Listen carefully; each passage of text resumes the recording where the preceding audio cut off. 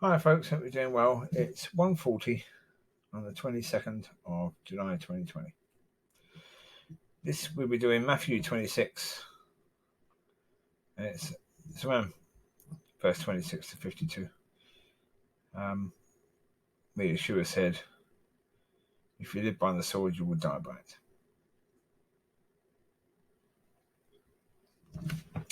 Well, basically, something that was crossed my mind there is that some people enjoy violence. They just do. They like watching fights. You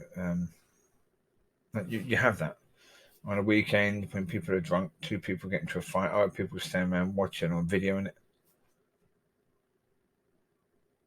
There's an enjoyment there of that conflict of somebody striking someone else, or the possibility that that person being hit could die. Some people actually love that. I mentioned in a video the other day about in the past when they used to have hangings, public hangings, and beheadings and stuff like that. You used to have a crowd of people come to watch. It was entertainment. Watching somebody be killed was entertainment. Well, that's why we have an enjoyment of things like boxing. That's why dog fighting is enjoyable, because you're watching violence, watching an animal tear another animal to pieces. Now, some people like that. How? I don't know. I really don't know. So I've been saying recently, some people like conflict. Liking conflict is not necessarily liking violence. Completely different. Because liking conflict is about trying to cause stress to somebody and enjoying the conflict you can have, because you can then shout and scream about how everyone is against you and all that rubbish. But that's a different thing to enjoying violence. People that watch UFC, there's a certain desire in those people to see mega violence happen. When it's a quick match, when no one gets hurt, where there's hardly any punches through, the crowd boo. They don't like it. When there's not wrestling involved, the crowd don't like it. They boo. What they want is for one person to be beating the absolute crap out of someone else. They love that. Blood splatters all over the place. Maybe a person having to be carried off on a stretcher to hospital. They wouldn't be against the occasional fighter being killed in the ring. And the fighters know that. The fighters know that, there's a chance they could be killed. But that's part of it. That's part of the excitement of it. You go face to face with someone. I mean, this is far more dangerous than boxing. Far more dangerous, because in this one you can punch in the face. Same as boxing, you can punch everywhere you can in boxing, but this you can kick. You can get someone in a wrestle hold, so you can potentially break someone's neck in a wrestle hold by accident, or even by purpose, but claim it's by accident, make it look accidental in one of your wrestling moves. It's a bit nasty, to say the least. I mean, for me, I'm not a violent person, never have been. I have spoken about violence in videos. Yeah, during times of conflict with people, I've spoken about violence in videos. Even spoken about the fact that I have fantasized occasionally about being violent. I mean, that in itself is quite disturbing. It's always been quite disturbing to me, because I've never been a violent person. So why, as I get older, will I be fantasizing more about being violent? Because as I get older, potentially, certainly age-related, I'm less capable of actually doing that. It is insane, isn't it? whether it's a case of when your mind is trying to keep you young, so thinking as a young man in that sense, I don't know, but no, I've spoken about violence mainly as a way of talking about the consequences. That is a potential consequence of actions. Yeah, when people act in a certain way, one of the possible consequences of that is violence. I mean, that is something that we need to speak about on a more sensible level, really. That the consequences of sins against people, one of those consequences is violence, and even extreme violence. Because there are people that we come across on a daily basis who would be extreme. They've got videos online, the one punch that killed. They've got videos of that sort of thing online where somebody just punched somebody and the person fell in a way and landed in a way that killed them. These things can happen. Your life could be ended by an act of violence. That's the reality of violence. That's the thing about it. It's like they're all said, if you live by the sword, you will die by it, because of the fact that if you live in that way, in the way of violence, where you're pulling out your sword and you want to be stabby, chances are someone else is going to be stabby against you and be better at it than you are. Or just lucky. Because that's the point. You might be a good fighter. You might have trained quite well, but somebody could be very, very lucky in that sense. They fire a punch, it gets through your defenses, it hits you square in the jaw, you fall over, having to hit your head on something and you're dead. Even though you thought you were a good fighter, you thought, I can beat this person easy because I've had all this training. Yeah. You decide to live by a certain way. It's going to bite your ass. That's why when I was talking about people who enjoy conflict, they're not going to be able to stop doing that. Because, as the Lord said, if you live by the sword, now the reason why he said if you live by the sword, it's like in America, if you live by the gun. Because when you have a love of that, when that's the first go-to,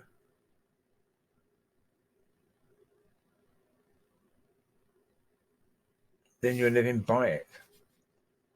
So if you live by a conflict, it just means when something happens, you have a choice. You can deal with it in a decent way, or you can deal with it but let's create conflict.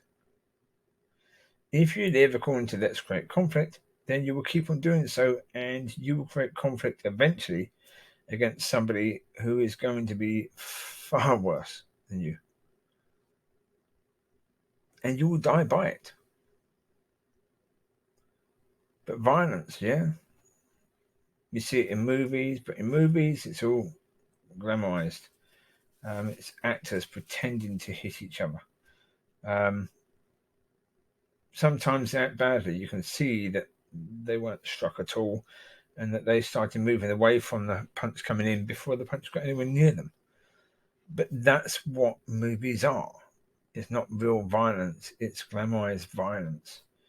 I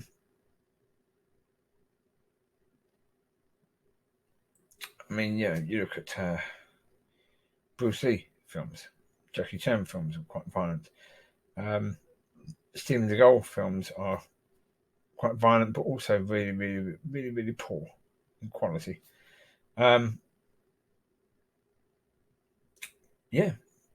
Jason Statham, his films are often quite violent.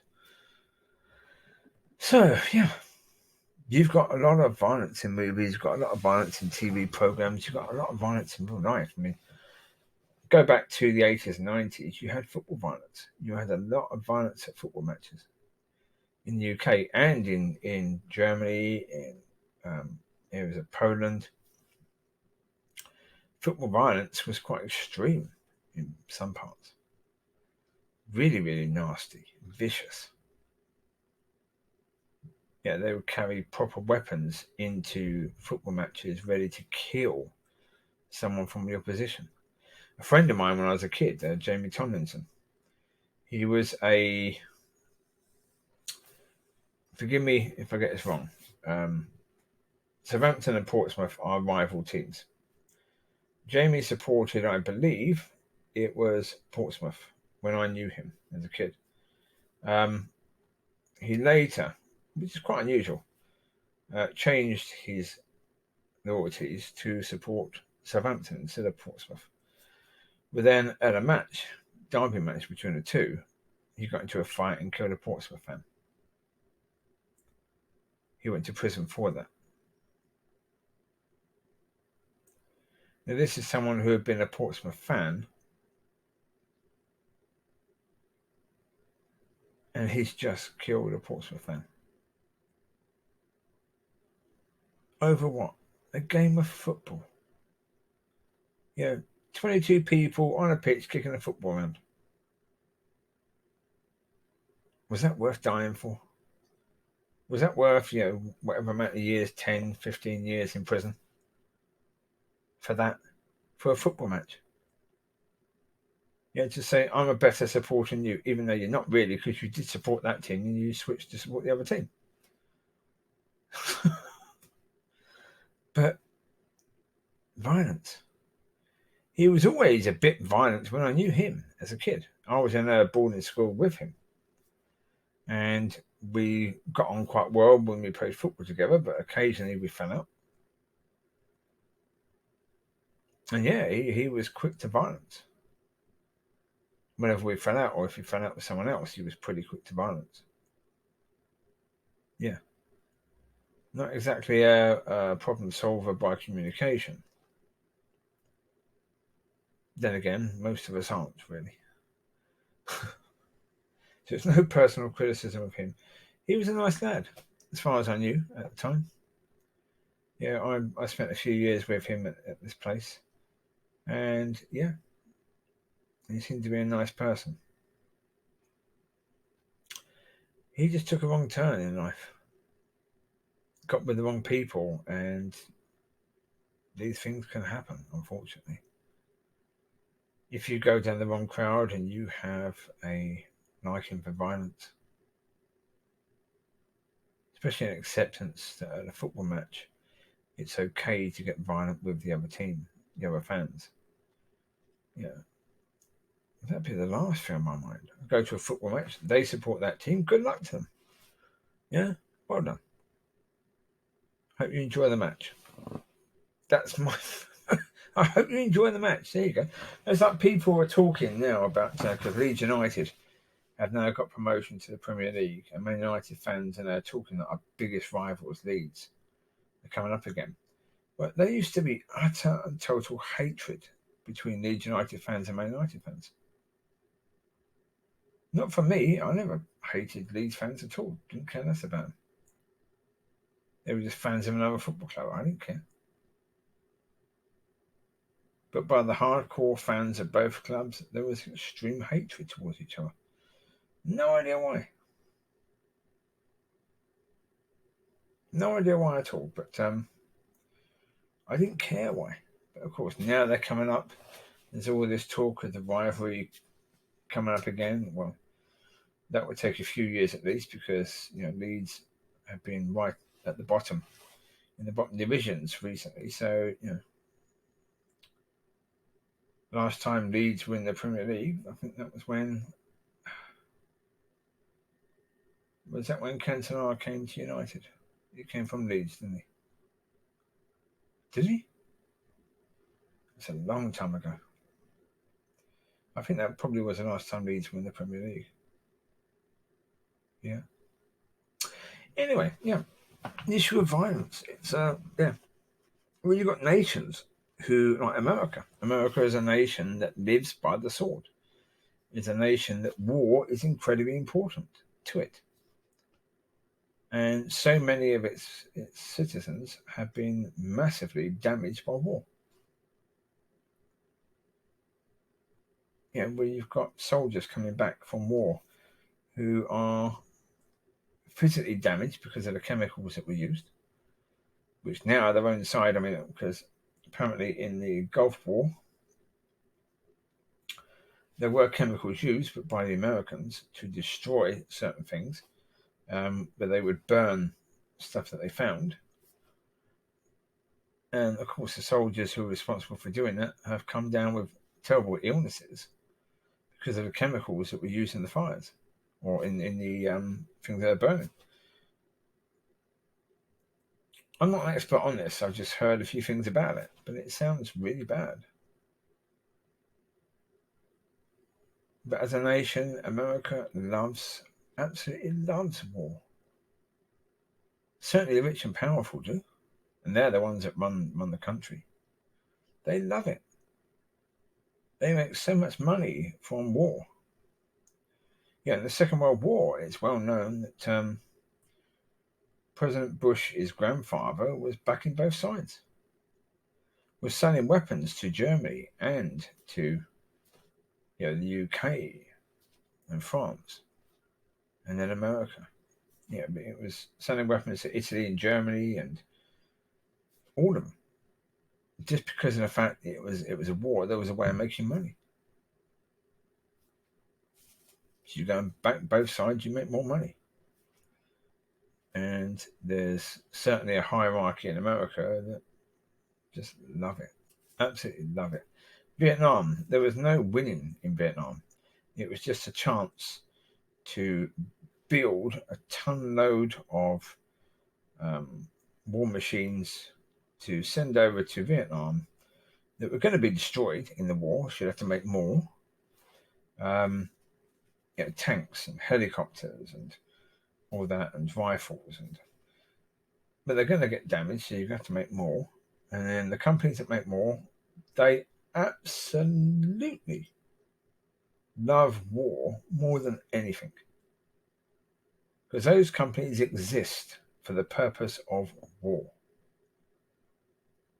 So of course, when there's a slight conflict where there could be a war, you get all these companies who lobby the president of America to send troops in, to go heavy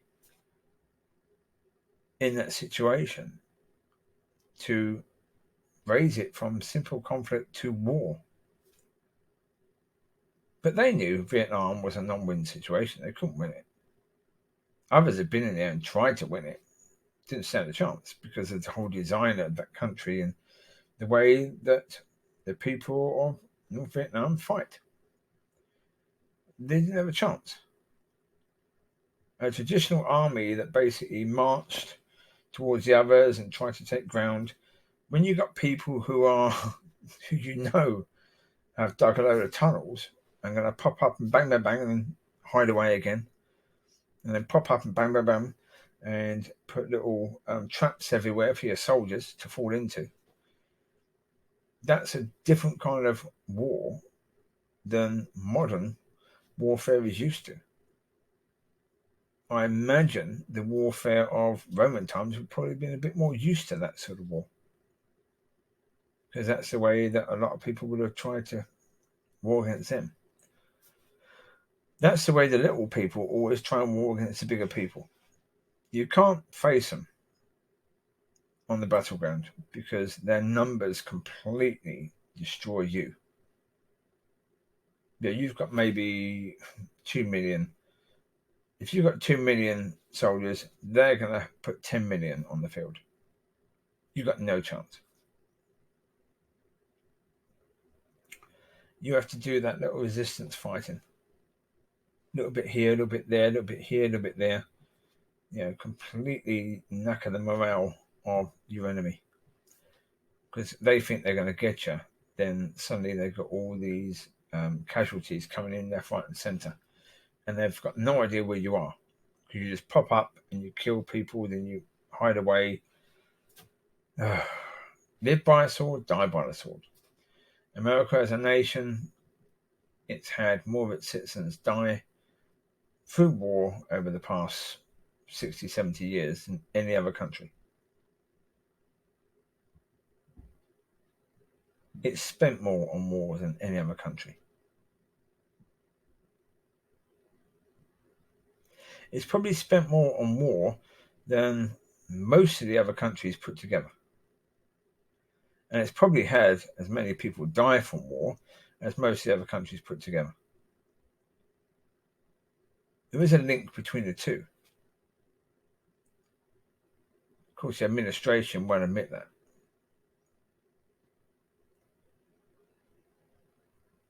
There was hope when Trump was running because he said about destroying the swamp. Well, the swamp was basically all these lobbyists that come from these companies that try and get America into this war, that war, this war, that war. What did Trump do? Did he get rid of them? No. Though he would rightly argue they've not really been involved in the war in his time. But then again, neither was Obama, really. Obama's time was about ending the war in Afghanistan. Stopping that, handing that country over to its own people.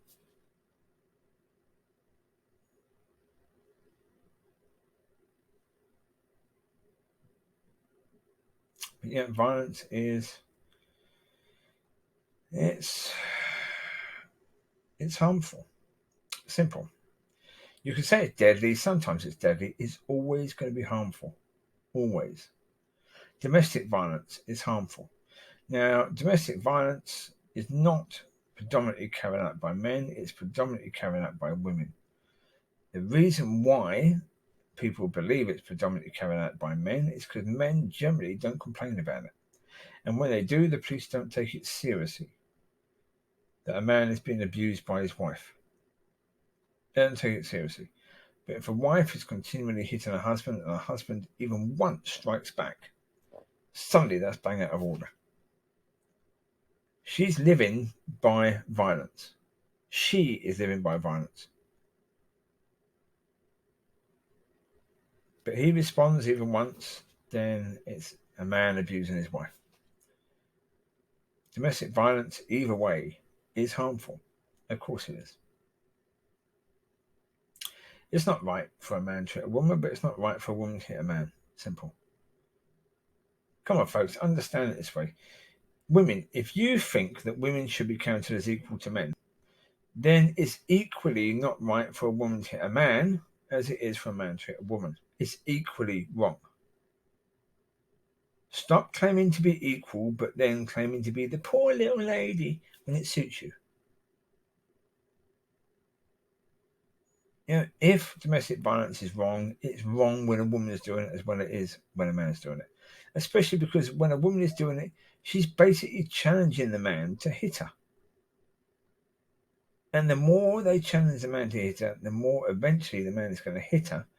And I'm sorry, it serves her right. Stop poking the bear. Because then when the bear smacks you, oh, the bear smacked me. What are you doing? Poking it? Well, serves you bloody right, doesn't it, really? Don't poke it. Stop hitting your husband. Stop hitting your partner. Then maybe he won't eventually strike out and hit you. Because as soon as he does that, oh, you'll be telling all your friends, won't you? Eh? How he hit you. Oh, dear. Madness, isn't it? Really is madness. But that's the thing, violence. Violence is insane. It's, as I say, it's wanting to cause harm to someone. Like boxing, UFC is all about trying to cause harm to the opponent because you win by causing harm. The more harm you cause, you get points. So you hit someone's face in boxing. The more times you hit someone in the face and these times they hit you, the more points you have, the more points you have. Well, you might get a knockout by hitting them hard enough and getting them in the right spot to knock them out. Of course, knocking them out, that's pretty bad. If something's gone on in the brain of that person, that brain has been smacked against the skull, great. Isn't that just fantastic? That, yeah. You just knock someone out. Well done. You get points for harming your opponent. It's insane. in society, we encourage people getting trained to harm someone else. It is insane. I mean, thankfully, most sports don't do that. In football, generally speaking, when someone harms someone else, they get a red card or yellow card. A decision goes against them for doing that. Same as in athletics. Generally speaking, you're supposed to run around and do whatever you're doing as quickly as possible. Intentionally harming an opponent during the event is going to be seen as quite bad. And you'll be disqualified. You won't be rewarded.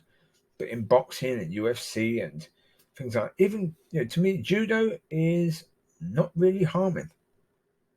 Karate and stuff like that is harming. That can be harming. Because again, a strike, which is going to cause harm to somebody, is where you get awarded points for. So pretty much the same as boxing and UFC. Judo, I think it's more of an art. Obviously, harm can still come. Yeah, because you put someone in a hold and that's painful and they submit because you put them in a hold. So again, you're causing harm to somebody. Yeah.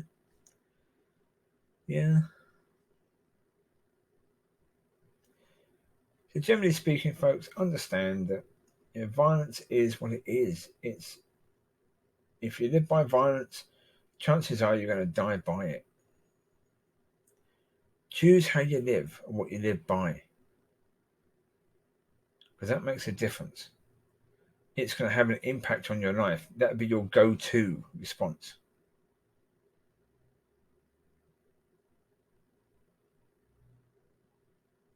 The Lord is speaking to his disciples about them going to the sword. When they see him being arrested, they go to the sword because that's what they're living by in those days. And the Lord said, look, if you're going to be quick to go to that, if that's going to be your go-to, other people are going to have a go-to that's going to be that or worse than that, and you're going to get deaded as a result of that. If your go-to is just to say, well, okay, the Lord has told us he's going to get arrested, so okay. Even though we don't want him to be arrested, even though we don't want him to be killed, this is part of God's plan. You don't need to cut someone's ear off, really. If it's part of God's plan, then if you are living according to God's plan, then you're not going to cut someone's ear off, are you? You're not going to be going to violence.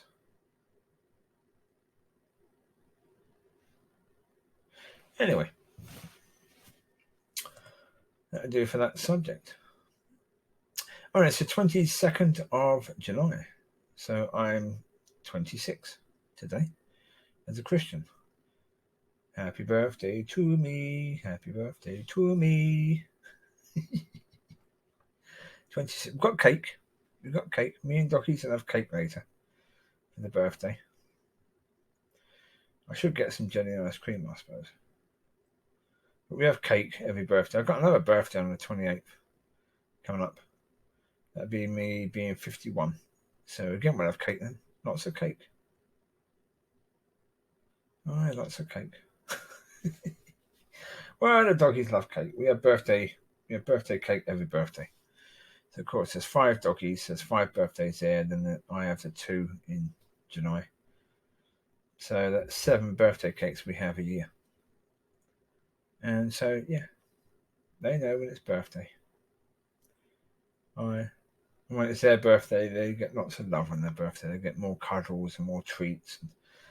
And, everyone except Lucy will get a fish as their main meal on their birthday.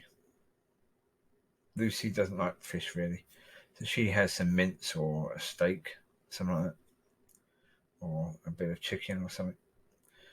Just a little treat for them on their birthday. So I won't be having fish or mince or a bit of steak raw. I won't be having anything raw on my birthday. I'm not sure if I have a treat food-wise. I wouldn't. I don't think I will do. If I did, I wouldn't have a clue what I'd do. Ribeye steak, probably. Yeah.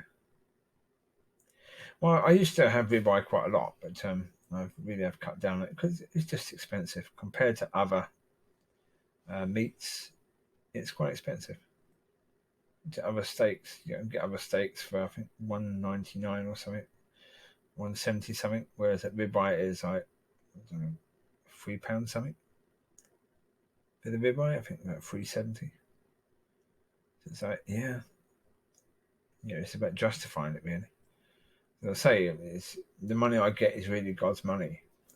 It's money He's given me to use. So I'm not getting the best of the best all the time because I generally find I run out of money fairly quickly.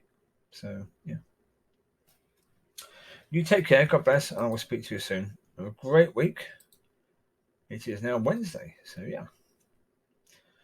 As I say, with regards to choose what you live by. If you live by God and His word and His will and His ways, then when you need it, when you need to react to a situation, you're going to be reacting to it in God's way.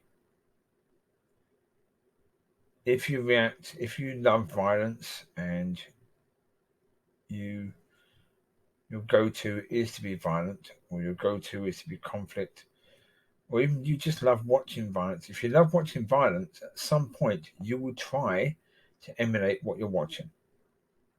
That is quite likely. Because you're watching it, at some point you will try to emulate what you're watching. Now that is one reason to be wary of watching stuff like that. Because if you're watching something like that and you're not looking at technique of what they're doing and thinking that you're learning something as you're watching it, then you're not really watching it either. Now, I can watch boxing, I can see, okay, if you want to be effective, you've got to do that, you've got to do that, you've got to do that. I've got UFC and think, okay, that's how you do that. And if you want to take the knee out, that's what you do. Not a good idea. Because then you get into a situation where you can react in one way or another. And at some point, you're going to try and do what you've just seen. These fighters do. Because you're going to think, well, I've watched it for a long time. Surely I can do it. No. And chances are you're going to try it against someone who's far bigger and far tougher and far more violent than you. You're going to get smacked. So be wise. Live by the thing that's going to be a blessing to you and to others. You take care. God bless. I'll speak to you soon. Bye-bye.